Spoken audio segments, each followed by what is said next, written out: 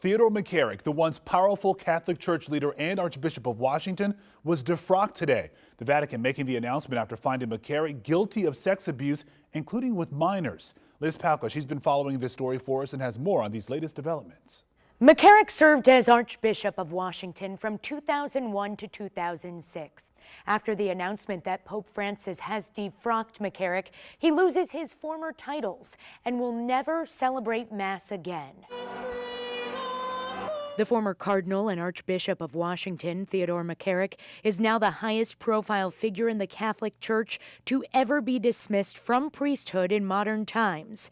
The Vatican saying the 88-year-old is guilty of sex crimes that involve minors and soliciting sex during confession. Let me be what you want me to be. Let me do what you want me to do. One of McCarrick's accusers, James Grine, released a statement saying, "There are no winners here." He went on, "Today I am happy that the Pope believed me. I am hopeful now I can pass through my anger for the last time." Grine, who lives in Virginia, says McCarick started abusing him when he was 11 years old. We want to know, why are they doing it right now? The announcement Saturday comes days before Pope Francis leads a gathering of bishops at the Vatican over the sex abuse crisis that has tainted the Church. But I also think a part of it is a PR move. Look what we're doing. We're taking action.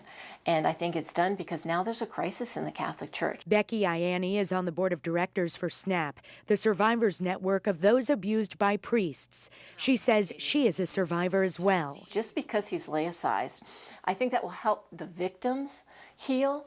But my question is too, is who knew and when did they know? And the only way we're going to find that out is if they open up those records. Last summer, we learned McCarick won't face charges for abuse that happened nearly 50 years ago in New York.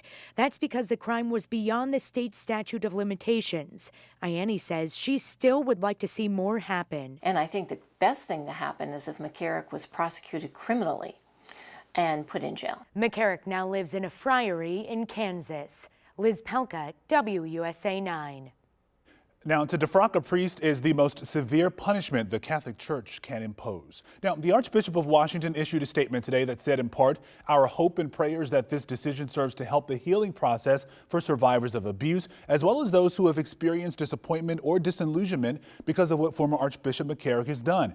We also pray that the Church may be guided to move forward in her mission." Now, when sex abuse allegations first surfaced against McCarrick, he had no recollection of the abuse, but he did write, "I am sorry for the pain the person who brought the charges has gone through, as well as the scandal such charges cause our people." Number one, pray for me, and number two, be sure that I'm the same man I was yesterday, and that I'm still going to be dedicated to serving the Church of Washington. Now, McCarrick had already retired when the abuse allegation surfaced. His retirement came in 2006 after he reached the mandatory age of retirement, which is 75. Now, Theodore Egbert McCarrick, he was his parents' only child. He was born in New York City in 1930. In 1958, McCarrick was ordained as a priest by New York Cardinal Spellman. McCarrick came to Washington in the 1960s, where he served as Dean of Students and Development Director at the Catholic University of America. He later became president of the University of Puerto Rico. Then in 1970, Monsignor McCarrick returned to New York and worked under Cardinal Spellman. Pope Paul VI appointed as auxiliary bishop of New York in 1977. In 1981, McCarrick became Archbishop of Newark, and in 2001, he was installed as the fifth Archbishop of Washington. 2 weeks later, he was elevated to Cardinal.